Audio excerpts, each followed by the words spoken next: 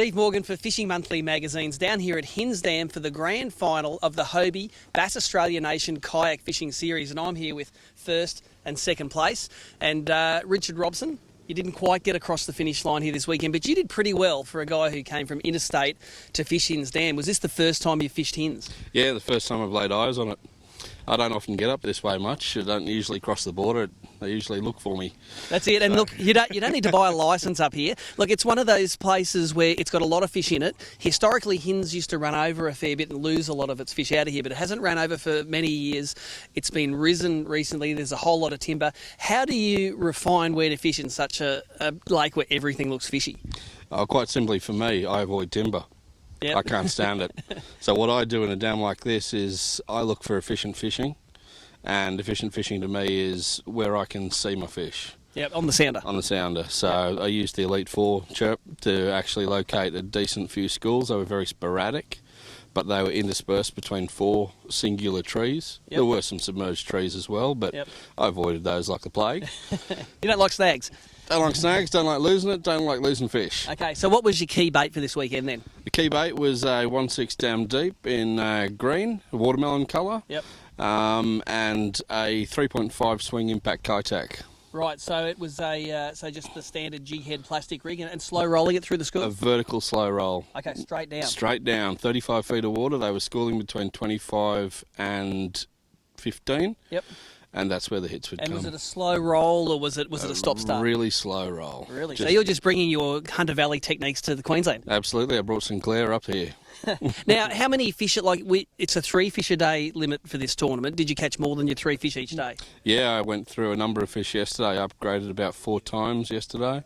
Look, all up yesterday, I would have clocked up about 15 fish. Yep.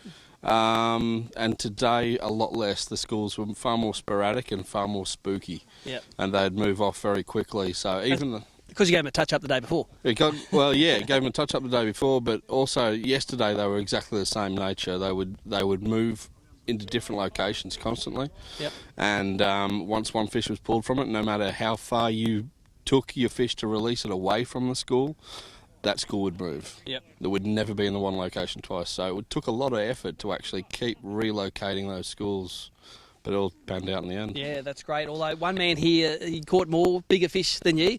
Steve Maas, you've won this event. You're going to get yourself a spot on AFC. And actually, AFC was just on TV today with Team Hobie, giving Team BCF a bit of a touch-up up on Caney. So are you looking forward to that? We didn't get any tips about who won that today, so we'll have to watch the replay. No, I'm not going to tell you either, but let me say that Hobie did all right. There you go. You were telling me before that Richard, you fished upstream from this start location in the Western Arm. Steve, you said you started downstream and then moved upstream yesterday, but today it all changed. Take us through your weekend and how it panned out.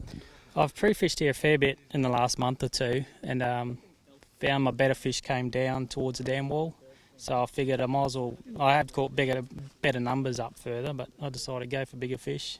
So headed down there first thing yesterday morning. It took probably an hour or so to find a school of fish sitting in a normal spot where they have been, just on an edge going from about 25 feet down to 30, 35. Yep, so quite deep these fish were. Yep. And then just throwing jackal TN60s as far as you could, but work them up sort of on a 45-degree angle up the slope. Up the slope, yep. Just bang it in. There's a lot of rock down that end, so I was just banging in the rock. You could almost hear it coming through the line. So yeah. And you've got that lure here. Just show us the special modifications you've done to that lure. Just an AU colour and black. It's a Jackal TN60. TN60, and just put black stripes to match barred grunner, which just in plague proportions out here. So yeah, and you think that the barred grunner is obviously a big part of the diet of these bass. Yeah, well, when I pre-fished, I caught a big bass. It was close to 50, and in the kayak just coughed up.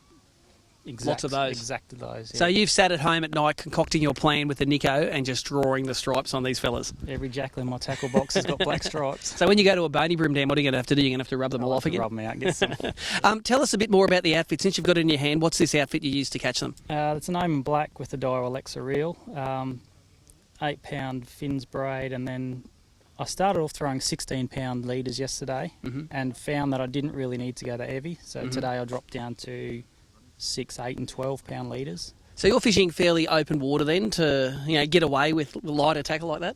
Just on the top of the drop-off, there's a lot of underwater trees, little shrubby Yeah, things. spindlies. Just like catching treble. So Yep.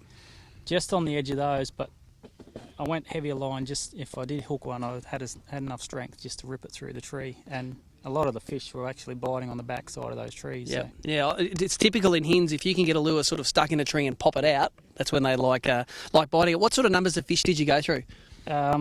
Caught 9 legals yesterday, good legals.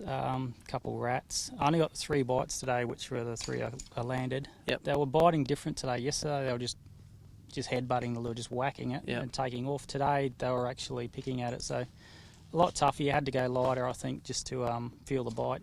That's the same sort of comments as Richard had. So obviously, even though this lake doesn't get much pressure, when the fish get the pressure, they sort of react to it and they know you're there. Look, congratulations, guys. I think you'll agree that this is one of Southeast Queensland's premier bass lakes. And look, we're here on a Sunday, and how many boats did you see on the water today that weren't competitors? 2 other boats? Yeah. So, look, if you're looking at doing some quality fishing just behind the Gold Coast, Hinze Dam's fishing great at the moment. These guys will definitely vouch for that. They caught some great fish in this Bass Australian Nation Hobie Bass Grand Final. Full results on hobiefishing.com.au.